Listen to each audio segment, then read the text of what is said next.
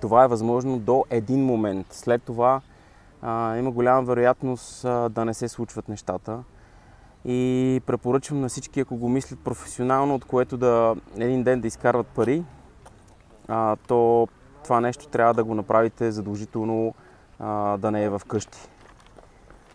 Защо? Защото по някой път гостите ви, които тепърва ще почнете да каните и така нататък, може да не им е много приятно да бъдат във вас.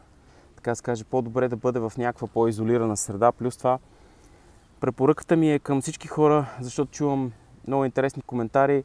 Няма никакво значение как изглежда подкастът ти, мога го направиш и вкъщи, и с пердета и така нататък. Препоръчвам ви, не дейте, изглежда като в едни и други филми.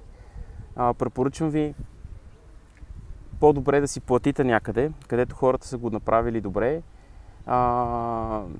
и съответно да си го направите професионално. Стартирайки професионално, ще изглежда професионално, ще може да каните гостите си и така. Също така, какво друго трябваше да разкажа. Стартирах новото студио, което е вече в центъра на София. Вече мога да кажа от миналия месец се издържа само.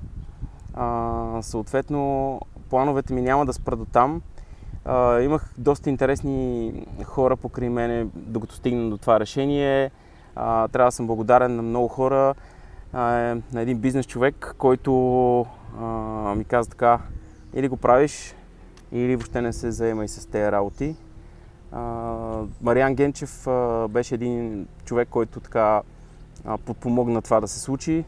С него започнахме едни неща да правим заедно покрай неговата академия. Много благодаря. Имаше и други хора, които се довериха и затова реално стартирахме новото студио абсолютно професионално.